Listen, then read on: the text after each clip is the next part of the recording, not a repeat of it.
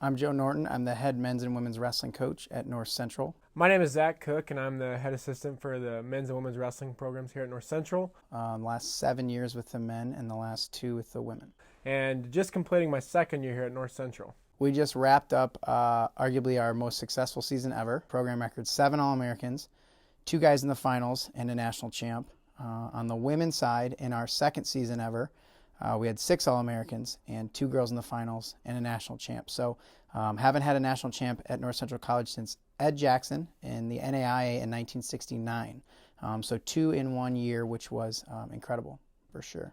Cody Baldridge won the national title at 197 pounds, actually moving up a weight class from where he was an All-American last year. And with Yelena, obviously a great pedigree coming in. She was a California state champ.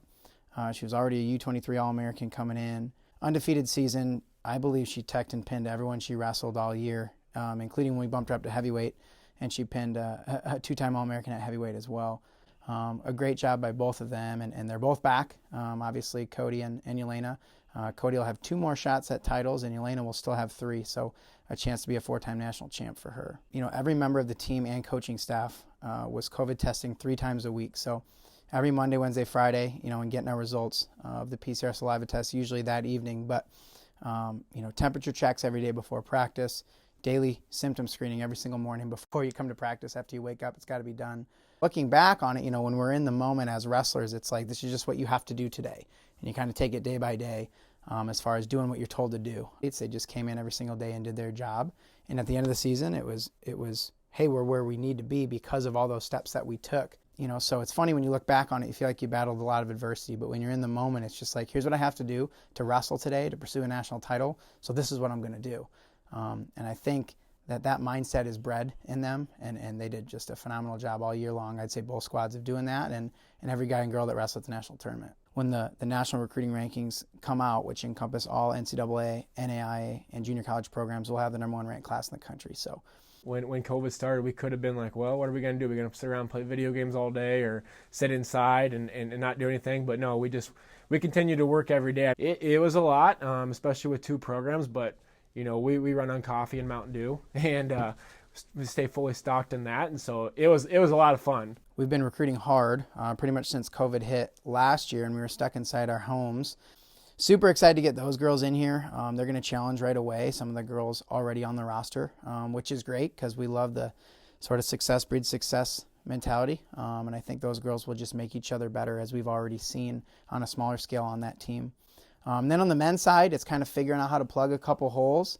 Our current guys will have to stay ready, as far as the spring and summer with their training, and be ready to hit the ground running again in the fall, because there's going to be some dogfights for some spots, and that's what we like to see. We'll actually welcome over 20 new wrestlers on each squad next year. We'll have upwards of 95 wrestlers between men and women next year. These recruiting classes coming in, that's a big reason why they're choosing to come here, is because this is a place where that it can happen. With that, it's going to come individual titles, it's going to come conference championships, it's going to come academic All-Americans, and getting those guys and girls out to their dream jobs, graduate in 4 years, right? And but definitely, winning team titles. All this is really possible thanks to a really, really strong alumni group. We had another incredibly successful day of giving last week. We raised over $21,000 for men's and women's wrestling, which is incredible to do that in one 24-hour period.